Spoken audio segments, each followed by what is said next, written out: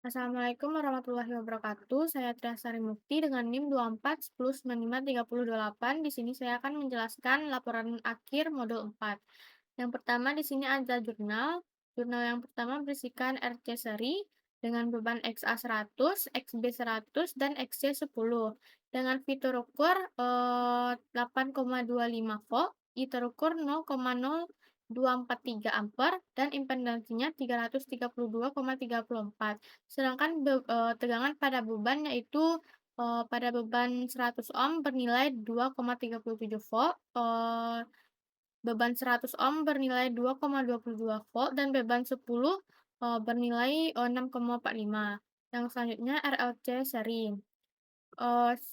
V terukur, I terukur, dan impedansinya bernilai sama, sedangkan V pada beban yaitu bernilainya berbeda. Selanjutnya RLC paralel. V terukur, I terukur, V pada beban dan impedansinya itu sama. Selanjutnya prinsip kerja, ada RC seri. Yang pertama, rangkaian RC seri terdiri dari resistor dan kapasitor yang dihubungkan secara seri. Rangkaian ini dihubungkan ke sumber tegangan AC. Resistor dan kapasitor dalam rangkaian RC seri bekerja sama untuk meminimalisirkan efek bolak-balik yang terjadi pada arus AC. Resistor mengurangi tegangan AC yang terdiri dari kapasitor, sementara kapasitor menyimpan energi listrik yang dihasilkan oleh tegangan AC. Prinsip kerja RLC seri. Rangkaian RLC seri terdiri dari resistor, induktor, dan kapasitor yang dihubungkan secara seri. Rangkaian ini dihubungkan ke sumber tegangan AC. Resistor, induktor, dan kapasitor dalam rangkaian RLC seri bekerja sama untuk meminimalisir efek bolak-balik yang terjadi pada arus AC.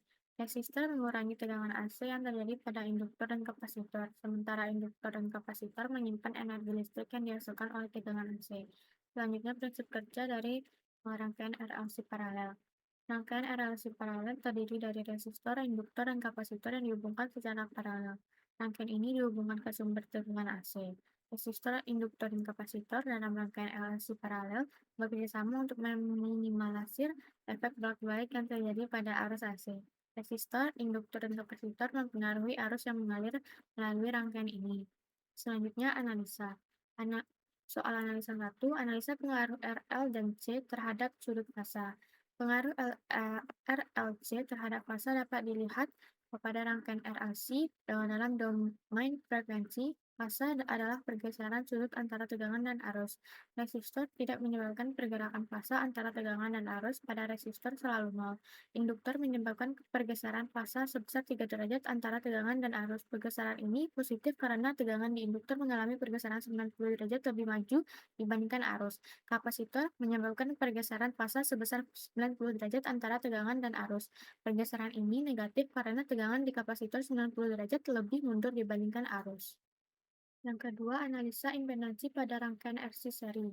Z sama dengan akar R kuadrat tambah XC kuadrat, XC sama dengan 1/2 V FC.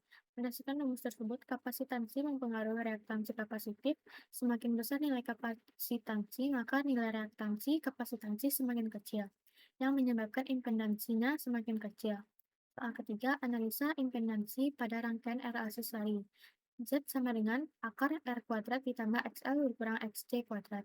Berdasarkan rumus tersebut, jika XL lebih besar dari XC, maka rangkaian bersifat positif. Jika XL sama dengan XC, maka rangkaian berada dalam kondisi resonansi. Soal yang keempat, analisa impedansi pada rangkaian RLC paralel. 1/2 sama dengan 1/R ditambah 1/J omega J tambah 1/1/J omega L. Berdasarkan rumus tersebut dapat dianalisa jika nilai C lebih besar dari L, maka impedansi total 2 akan menjadi lebih kecil, begitupun sebaliknya. Sekian dari saya. Assalamualaikum warahmatullahi wabarakatuh.